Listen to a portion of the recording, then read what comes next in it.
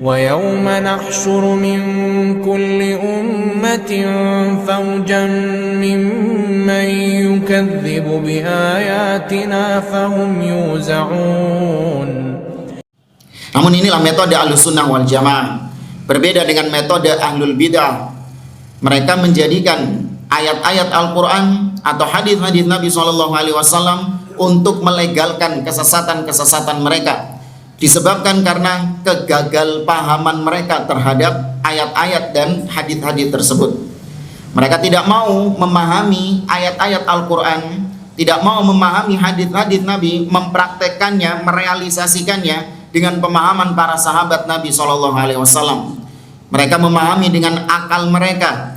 Mereka pahami dalil-dalil itu dengan pemahaman guru-guru mereka, sehingga mereka pun sesat dan menyesatkan banyak orang. Bukan karena dalilnya yang salah, namun karena pemahamannya yang salah.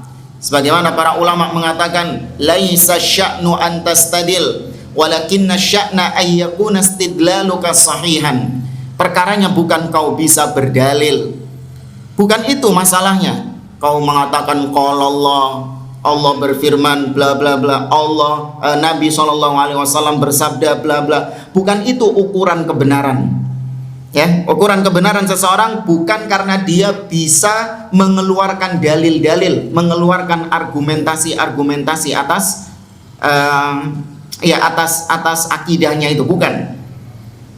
Karena orang sekarang, zaman sekarang kita dapati banyak yang bisa berdalil. Maka Masya Allah sampai hafal letaknya di mana, ayat berapa, nomor berapa, kanan atas, kiri bawah, depan belakang, tahu semuanya. Bukan itu permasalahannya, tapi masalahnya adalah walakin istidlaluka sahihan, walakin nasya'na ayyakuna istidlaluka sahihan. Tapi perkaranya adalah apakah pendalilanmu itu sahih atau tidak. Bukan dalil, tapi pendalilannya.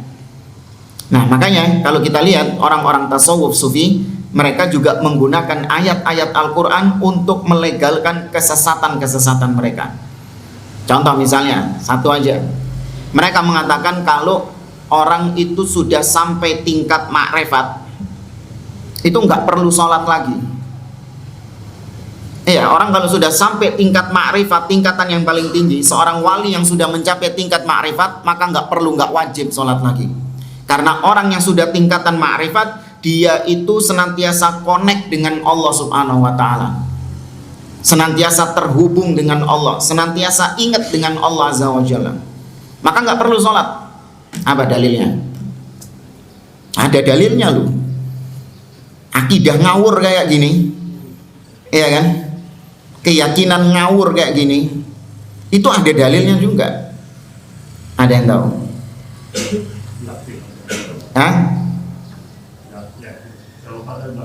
Yakin, ya, wa'bud rabbaka hatta ya'tiyakal yakin. Sembahlah Rabbmu sampai datangnya keyakinan atas kalian. Jadi menyembah Allah, kalau sudah yakin maka nggak perlu menyembah Allah. Padahal yakin di situ maknanya adalah kematian. Sembahlah Rabbmu sampai datangnya yakin, artinya datangnya kematian. Namun mereka memahami yakin di situ artinya adalah keyakinan. Mereka juga memang berdalil dengan surah Thaha, sebuah ayat dalam surah Thaha. Allah mengatakan kepada Nabi Musa, innani anallah la ilaha illa ana fa'budni wa aqimis salata li dzikri.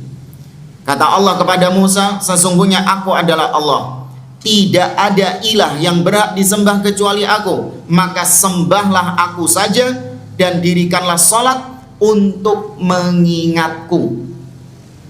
Dirikanlah salat untuk mengingatku. Jadi kalau sudah ingat maka nggak perlu salat. Gitu dalilnya. Ya, makanya kita terus mengkampanyekan, pahami ayat-ayat, pahami dalil-dalil, praktekkan dalil-dalil itu sebagaimana para sahabat, para tabi'in mempraktekkan dalil-dalil tersebut. Nggak boleh liar. Ya, ini ruh, ciri, karakteristik manhaj salaf, senantiasa mengajak kembali kepada pemahaman para salaf.